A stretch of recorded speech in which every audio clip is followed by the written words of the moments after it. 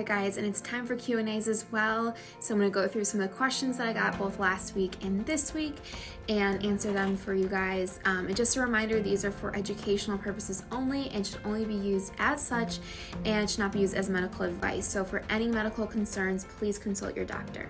Okay, so yes, this is very common. Most moms will go through this.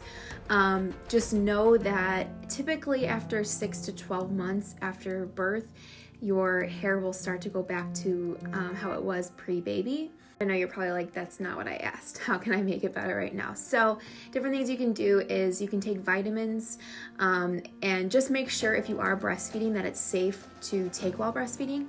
Also, volumizing shampoo can help get a little more. Also, just eating well. Eating well in general is going to greatly impact your hair growth and the volume of it. Also, taking some time off from styling it using curling irons and straighteners, because that can just damage what you do have. Many moms have suggested that cutting their hair, if you're brave enough to do it, it can actually create the illusion that your hair has more volume. So in the meantime, it might be a good idea just to kind of cut it and create more volume. Power pumping too often or when it's not really needed can cause some damage.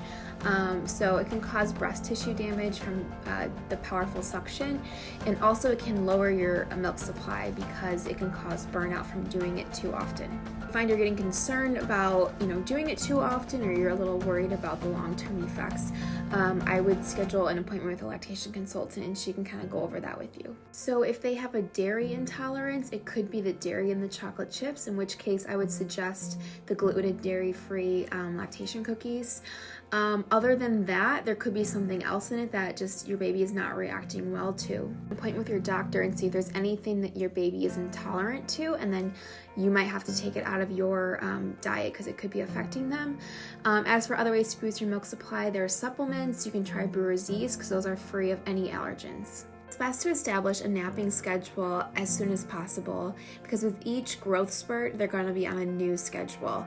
I'm going to actually link an article here from What to Expect where they show different napping schedules based on their age. Things I would suggest: first, check to make sure you're using the right size flange because that's going to really impact the amount of milk you're able to get. The second thing is to increase your oxytocin levels while you're pumping. To do this is to actually play a video of your baby while you're pumping. You could also eat a lactation cookie or a chocolate while you're pumping, and that helps kind of create that feel-good feeling, helps release milk as well. So also think about your surroundings. If you're pumping in a new environment where you're kind of stressed or there's a lot going on around you, you might not be responding well. But if you get more comfortable, maybe you're in a quiet room by yourself watching the video of your baby, that might help with your milk supply. Creating a routine is going to be the biggest thing that's going to help. Also the setting, so getting really dark curtains to keep the room dark, a white noise machine, also putting them in the crib while they're still awake but sleepy.